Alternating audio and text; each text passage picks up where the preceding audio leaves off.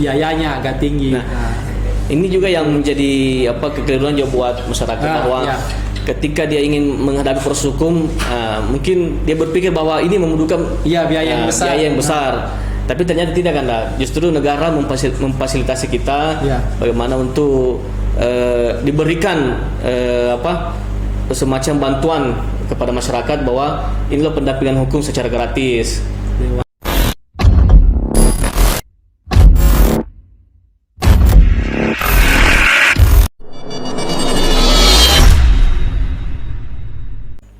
Halo, assalamualaikum warahmatullahi wabarakatuh. Waalaikumsalam warahmatullahi wabarakatuh. Puji syukur kita panjatkan kehadirat Allah Subhanahu wa Ta'ala atas segala karunia dan nikmatnya kita bisa bertemu dengan Kanda atau Dinda ini. Yang mana saja nanya Kanda? Siap. Di samping saya sekarang ada saudara saya Asril Jaya SH. Ya, betul. Beliau ini di satu sisi sebagai seorang advokat pengacara, di lain sisi beliau juga ini sebagai politisi ya, bisa dibilang begitu mungkin. Ya, tapi secara praktis tidak masuk. Nanti mungkin sebentar kita bisa jelaskan kenapa tidak masuk. Siap. Nah, dari kedua hal ini, advokat dan politisi. Kira-kira bagaimana prosesnya sampai bisa terjun ke dunia advokat dan ke dunia politisi ini? Kira-kira bagaimana prosesnya bisa terjun ke situ? Gimana saudara Dinda Asril ini memanage keduanya itu? Apakah ada semacam sesuatu yang bertolak belakang ataukah bisa berjalan bersinergi dengan seiring berjalannya waktu? Ya, mungkin bisa kita jelaskan. Ya, terima kasih Kanda Hendra yang telah memandu acara ini. Jadi sebelumnya sebelum saya terjun di dunia advokat, Kanda, memang saya sempat terjun dulu di dunia politisi. Jadi memang saya pernah ikut kontestasi politik di tahun 2019. Ya, dan memang sebelumnya juga saya sudah menjadi bagian daripada satu partai, yang dimana saya juga menjadi istilahnya boleh dibilang kader lah di satu partai itu. Dan memang saya di situ juga saya berproses bagaimana saya bisa mendapatkan pendidikan politik yang baik. Yang begini loh sebenarnya politik yang baik. Beginilah sebenarnya yang harus kita bisa mengedukasi masyarakat tentang politik yang baik, yang bijaksana, yang memang kita harus memberikan kepada masyarakat bahwa tidak boleh seperti ini politik itu, dan bisa kita menepiskan bahwa sebenarnya dunia politik itu tidak kotor. Dunia politik itu sebenarnya memang merupakan suatu jalan untuk bagaimana kita bisa merubah suatu keadaan dengan jalur politik ini. Nah, makanya berangkat dari itu, ya saya coba ingin menepiskan anggapan masyarakat bahwa politik itu sebenarnya bagus loh. Untuk bagaimana kita bisa merubah masyarakat dengan pendekatan-pendekatan politik. Kan banyak stigma di masyarakat ini politik itu kayak begini, negatifnya atau apa ya. Betul. Jadi memang itu sebenarnya tadi bahwa di partai ini yang saya masuki ini memang memberikan saya pendidikan politik yang baik, dan supaya itu bekal saya bagaimana bisa membawa ke masyarakat, mengedukasi masyarakat tentang bagaimana politik yang baik, yang bijaksana, dan akhirnya ya kita pelan-pelan untuk bagaimana bisa menyadarkan pada masyarakat melek politik, bahwa kita tidak boleh cuek loh terhadap politik ini. Bahwa politik ini juga merupakan suatu cara untuk bagaimana kita bisa menyampaikan ide-ide kita, gagasan-gagasan kita kepada masyarakat melalui jalur-jalur politik tentunya dan jalur-jalur pemerintahan.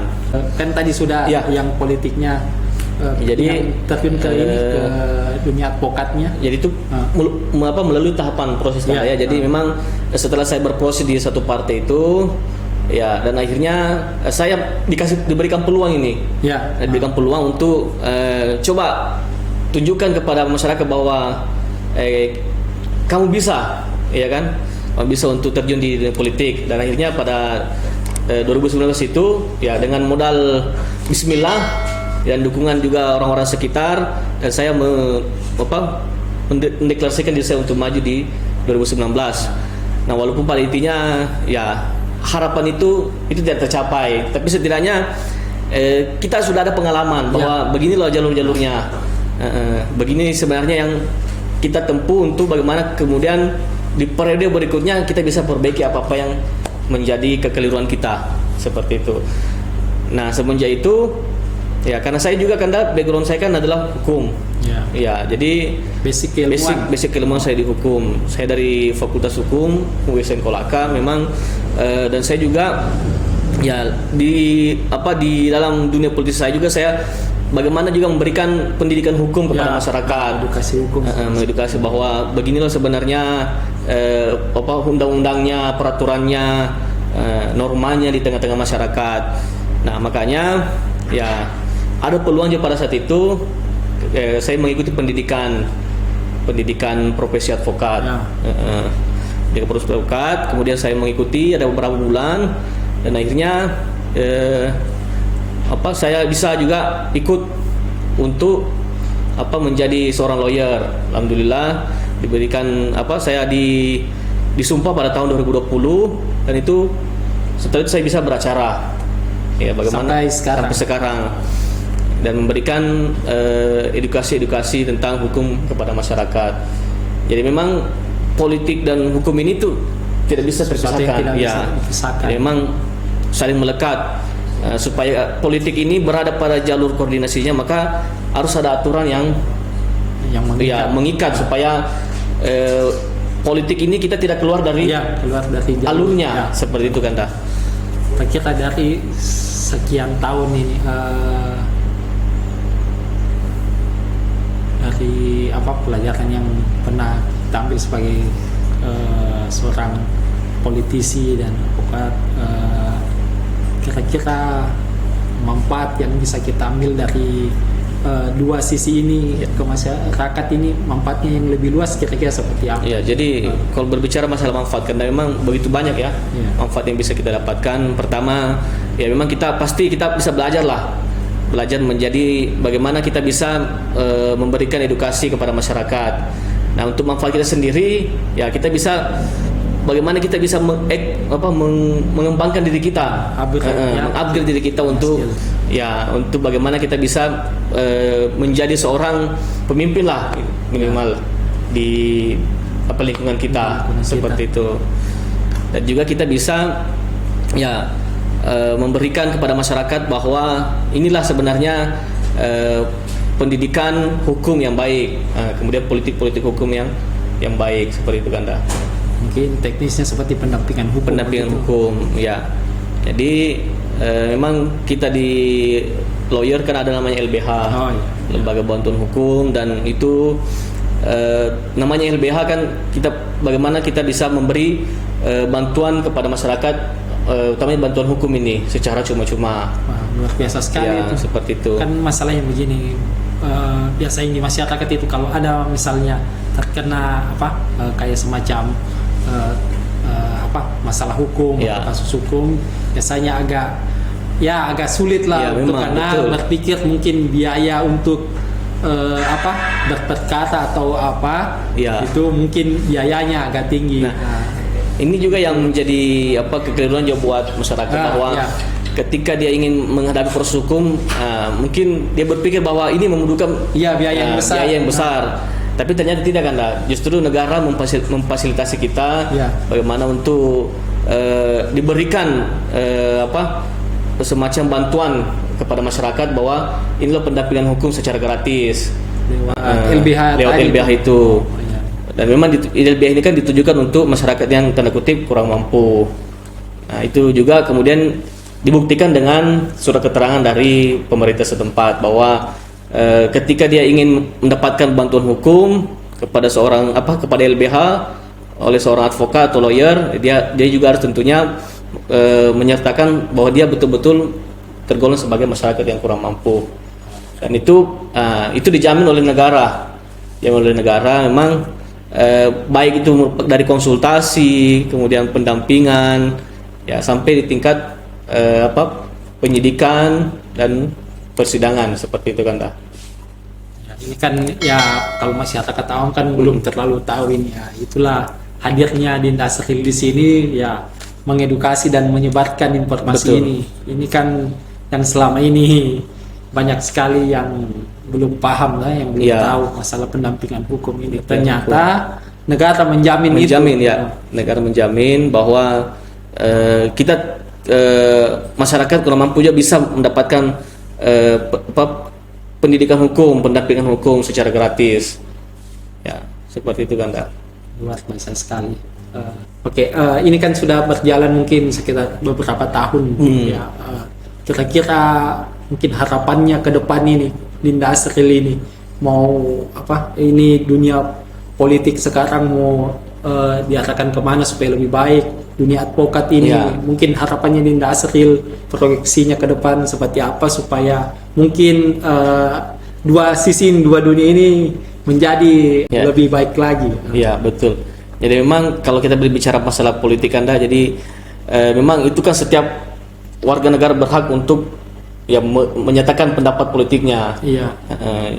Jadi termasuk saya sendiri, ya. Jadi saya juga mempunyai tekad bagaimana saya bisa menjadi bagian daripada masyarakat, ya, bermanfaat kepada masyarakat. Nah, melalui apa itu ya tentunya bisa kita terjun ke politik. Dalam artian ya banyak, salah satunya kita bisa menjadi seperti yang kemarin saya lakukan, bisa mencalonkan sebagai anggota legislatif atau anggota DPR. Mungkin itu salah satu jalan. Ya ini bagaimana bisa supaya aspirasi daripada masyarakat bisa kita serap dan bisa kita sampaikan kepada pemerintah yang memiliki wewenang untuk melakukan kebijakan-kebijakan seperti itu. Jadi memang peluang itu terbuka luas. Jadi untuk teman-teman juga yang ingin melek politik, ya tentunya juga bisa berpartisipasi.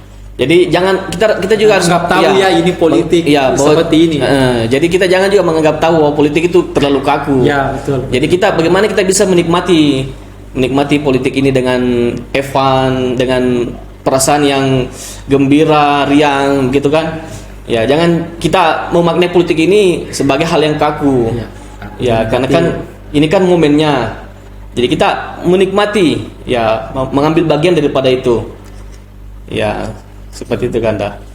Jadi kita ambil sisi positif sisi kita, jangan selalu kita melihat dari kekurangannya saja, tapi di balik itu ada kelebihan. Betul. Dan sisi positif yang bisa kita ambil dari dunia politik ini. Kalau di dunia advokat sendiri mungkin hari ini ada yang mungkin kurang di sini atau bagaimana?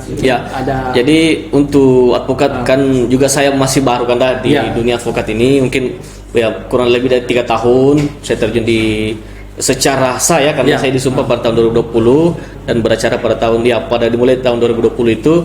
Jadi memang saya juga terus mengupgrade diri saya. Karena untuk menjadi seorang lawyer yang tangguh itu memang adalah pengalaman kan dah. Jadi pengalaman. Jadi jangan kita beranggapan bahwa itu pengacara lokal, kemudian pengacara nasional dan lain itu sama. Kalau kita berbicara masalah pengacara itu baik tingkat lokal itu semua sama kan dah. Yang menentukan adalah pengalaman saja. Sejauh mana sepak terjangnya.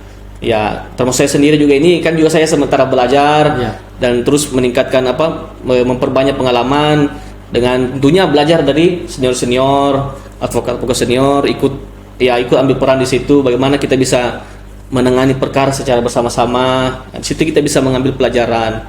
Jadi intinya itu. Jadi menjadi lawyer yang tangguh itu tentunya kita bagaimana bisa meyakinkan klien intinya. Klien datang kepada kita dengan senyuman dan setelah perkaranya selesai dia juga bisa senyumnya juga. Seperti itu. Jangan nanti senyum nanti di belakang senyum itu tidak ada. Nah, itu yang kita tidak inginkan.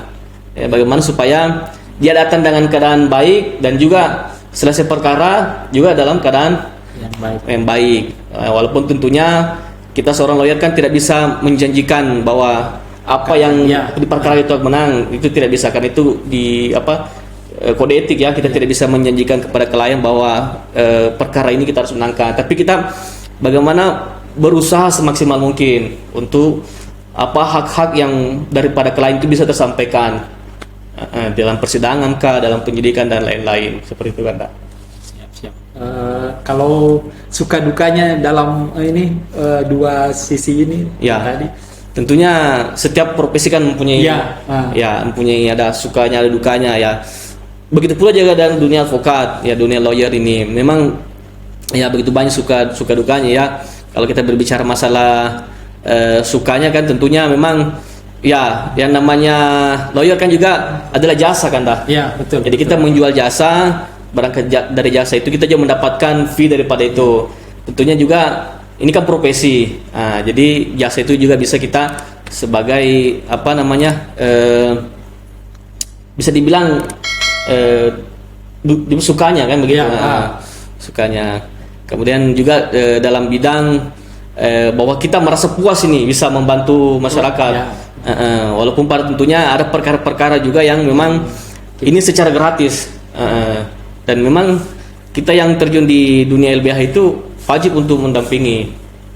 Jadi memang kepuasan itu yang tidak bisa kita utarakan bahwa membuat orang bisa merasakan kebahagiaan. Ada kepuasan tersendiri seperti itu. Nah, kalau dukanya ya tentu juga banyak kan ya. Jadi biasa kalau kita mengurus perkara itu kan ya tidak mulus seperti apa yang kita inginkan. Yang pertama memang banyak menguras tenaga, ya kemudian pikiran, tentunya waktu juga. Karena kalau pengalaman untuk Anda, kalau kita anggaplah contoh ya, kalau kita mau sidang itu biasa kita menunggu sampai mulai dari pagi kita menunggu, ternyata ujung-ujungnya nanti sore baru sidang. Dan itu memakan waktu yang ya namanya kita menunggu kan juga bosan seperti itu. Jadi itu dukanya juga, maksudnya banyak juga ada dari pihak lawan juga, tentunya mungkin seperti intimidasi atau apa. Tapi itu kita menganggap bahwa itulah resiko yang harus kita hadapi sebagai seorang advokat. Ya, jadi dia harus siap untuk bagaimana bisa menerima hal-hal buruk yang akan terjadi padanya seperti itu. Tapi insya Allah dengan coba Bismillah kita yakin saja bahwa apa yang kita lakukan ini niatnya baik ya, dan insya Allah hasilnya juga akan baik Anda seperti itu.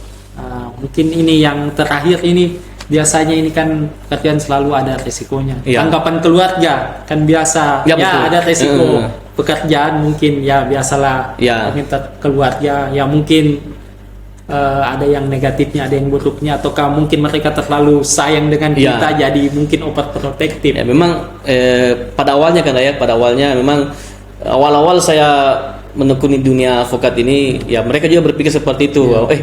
Hati-hati jangan sampai kau terlalu terlibat dengan dunia orang sehingga ada nanti merasa dirugikan dan bisa kau bisa akan menjadi tanda kutip terancam atau apa. Seperti memang namanya keluarga kan mereka tidak menginginkan hal-hal buruk terjadi kepada kita. Betul. Tetapi kita bisa meyakinkan mereka bahwa apa yang kita lakukan ini itu istilahnya sudah dijamin baik dijamin oleh undang-undang dan memang tidak melanggar ya. Tentunya apa yang kita lakukan ini semata-mata profesi. Kita begini kan namanya lawyer itu kan kita tidak membela orangnya. Betul. Sekalipun dia salah, kita tidak membela orangnya. Ketika minta pendamping hukum, anggaplah contoh perkara anggaplah contohnya pencurian atau contoh kan orang dikatakan bersalah itu ketika ada putusan pengadilan yang secara inkrah. Jadi kalau belum ada putusan pengadilan secara inkrah, maka orang ini belum dikatakan bersalah seperti itu. Nah, makanya untuk membuktikan bahwa dia bersalah atau tidak, itu diuji di pengadilan. Dan memang tentu ada haknya. Tugasnya sebagai seorang advokat. dan orang ini atau klien ini kan dia mempunyai hak juga untuk bagaimana mengutarakan alasannya. Nah, dengan jalur advokat itu dia bisa menyampaikan bahwa apa yang dilakukan itu sesuai dengan ada sebab-sebabnya seperti itu. Ya, jadi itu tadi intinya kita membela hak hukumnya saja kan dah. Jadi pada intinya kita tidak membela orangnya, tapi kita bagaimana bisa menjunjung hak-haknya di situ supaya tidak terselimi.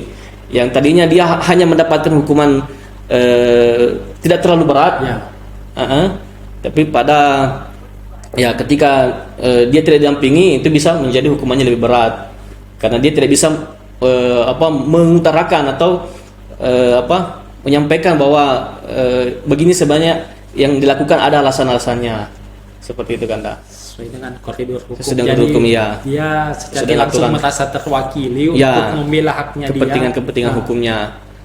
Ya, kalau itu dinyatakan bersalah, ya itu memang sudah kewenangan daripada majelis hakim yang menentukan bahwa dia bersalah. Kita harus menghormati keputusan. Ya, betul sekali. Seperti itu kan dah. Oke, luar biasa sekali diskusi kita pada hari ini dengan Dinda Sriwijaya Sarjana Hukum. Itulah tadi sedikit membahas mengenai dua sisi yang biasa orang menganggap tabu, politik dan advokat. Bukan tabu ya, mungkin masih banyak yang belum paham tentang itu. Mungkin tadi Dinda Sri sudah menjelaskan bahwa itu tidak seperti yang biasa kebanyakan orang bayangkan bahwa cuma ada negatifnya saja, tapi ada sisi positif di dalamnya. Ada upaya untuk membantu orang untuk memperbaiki segala sesuatunya menjadi lebih baik lagi. Mungkin cukup sekian. Terima kasih banyak Dinda sudah berbagi pengalaman dan pengetahuan. Mungkin cukup sekian. Wassalamualaikum warahmatullahi wabarakatuh. Assalamualaikum warahmatullahi wabarakatuh.